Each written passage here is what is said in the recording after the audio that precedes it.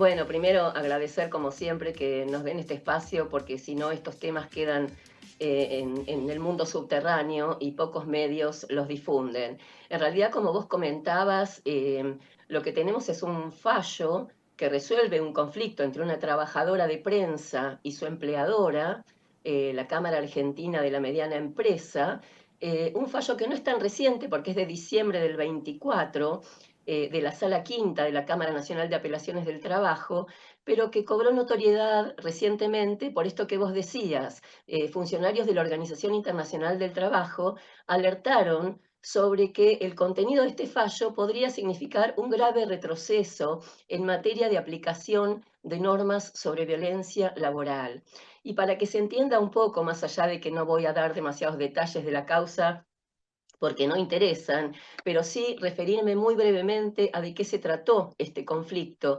Esta trabajadora era jefa de prensa, se había desempeñado durante 10 años en la empresa, sin sanciones disciplinarias, ejerciendo un puesto de muchísima responsabilidad y en algún momento empieza a sufrir acoso laboral y diferentes formas de violencia, como por ejemplo quitarle las claves de acceso a sus herramientas de trabajo, no tener disponible su CPU, cambiarle la forma de organización del trabajo. Bueno, una cantidad de cuestiones que la fueron excluyendo, crear un grupo de WhatsApp para organizar la tarea de prensa de la que ella era la jefa, pero sin ella en el WhatsApp.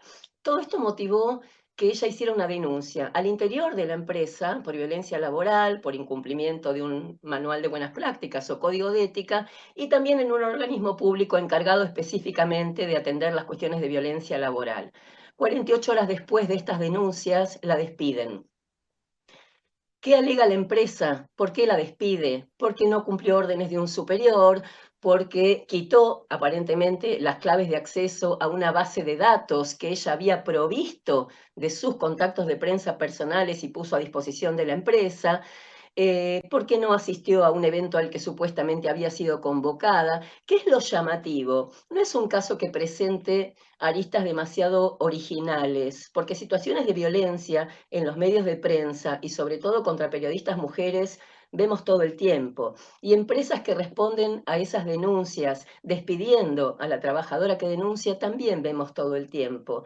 Lo que es novedoso y sobre lo que pone el ojo la OIT es un razonamiento bastante absurdo que a nuestro juicio realizan los jueces de la Cámara, porque por un lado dicen, como ella no obedeció determinadas órdenes, recordemos que no podía trabajar porque le habían sacado los elementos, entonces el despido es con causa y es válido. Y por otra parte, como fue víctima de acoso y violencia, entonces merece una reparación económica por daño moral. En realidad, esto es lo contrario a lo que dicen las normas internacionales en la materia. Y esto es lo contrario a la obligación que tienen los jueces, que está en la Constitución Nacional y en las demás normas internacionales, que tienen que resolver los conflictos atendiendo a la parte más débil y con perspectiva de género.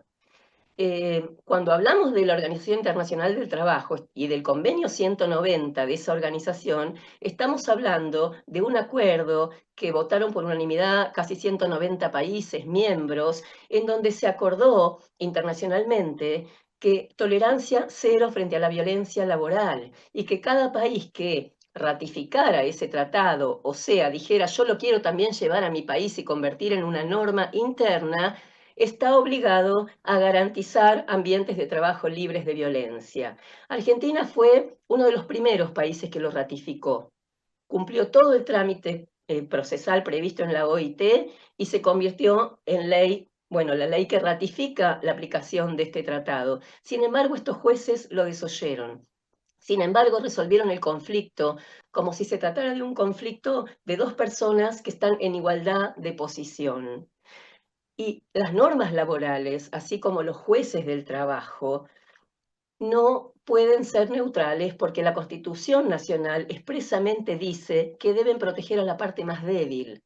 Entonces, la neutralidad, que es un valor en el derecho y que se le reconoce a otras ramas del derecho, como por ejemplo el derecho civil, en derecho laboral no aplica. Los jueces no pueden resolver los conflictos como si las dos partes tuvieran el mismo poder para negociar una solución.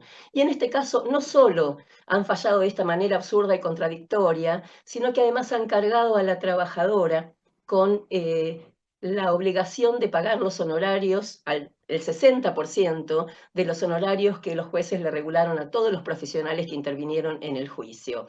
Claramente esto despierta las alertas de la abogacía laboralista, de la abogacía feminista. Estamos en un contexto, como ustedes lo describieron perfectamente al inicio, de una regresión feroz y donde el gobierno nacional se ha pronunciado expresamente en contra del feminismo. Y eso tiene implicancias en las nuevas normas que se han dictado, en las derogaciones de normas que teníamos, en los intentos de derogaciones de normas que todavía tenemos, como por ejemplo el intento de quitar la figura del femicidio del Código Penal, entre otras. Eh, Sería larguísimo enumerar todas las medidas que adoptó este gobierno en contra de los avances feministas en materia de derechos humanos. Entonces, siempre la justicia del trabajo, la justicia nacional de trabajo, se erigió como un bastión de resistencia. Es el lugar a donde los trabajadores pueden ir a pedir justicia, reconocimiento de los derechos vulnerados, violentados. Y en este caso entendemos que no ha sido así. Somos prudentes en la apreciación, porque para poder analizar en detalle habría que ver cada elemento del expediente, pero está la alerta de la OIT y en la lectura de la sentencia esto surge muy claro.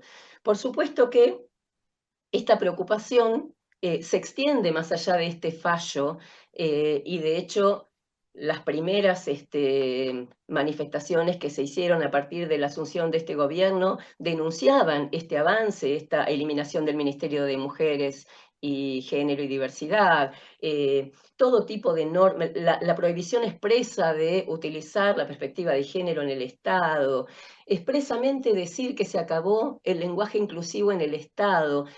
eh, no se trata de que pongamos al mismo nivel la depreciación, el poder adquisitivo de los salarios, que no haya vivienda, que no haya trabajo, que no haya ingresos, que los ingresos que hay no alcanzan con el lenguaje inclusivo. Pero si no vemos que es parte de un todo, estamos mirando solamente la mitad. Eh, Aquí me interesa así invitar a todos a la audiencia y también a los compañeros y compañeras de Barricada. El año pasado, ya muy preocupadas por esta situación, organizamos el primer Congreso Feminista de Derecho del Trabajo. Nuestra asociación, a través de la Comisión de la Mujer Trabajadora, lo llevó adelante en la Facultad de Derecho. Fue muy masivo, muy interesante, con debates profundos, y nos pareció que si el año pasado era oportuno hacerlo, este año duplicábamos la apuesta. Y entonces, 22 y 23 de mayo, los invitamos a sumarse a nuestro segundo Congreso de Derecho Laboral Feminista, perdón, segundo Congreso Feminista de Derecho del Trabajo, y sumarse al debate, a pensar juntos estrategias no solo para la resistencia, sino para ver cómo de alguna manera recuperamos esa tradición de lucha que tiene nuestro país, que nos sigue colocando como faro en materia de normas de defensa de los derechos humanos y normas feministas de protección de mujeres y disidencias. Muchísimas gracias por el espacio.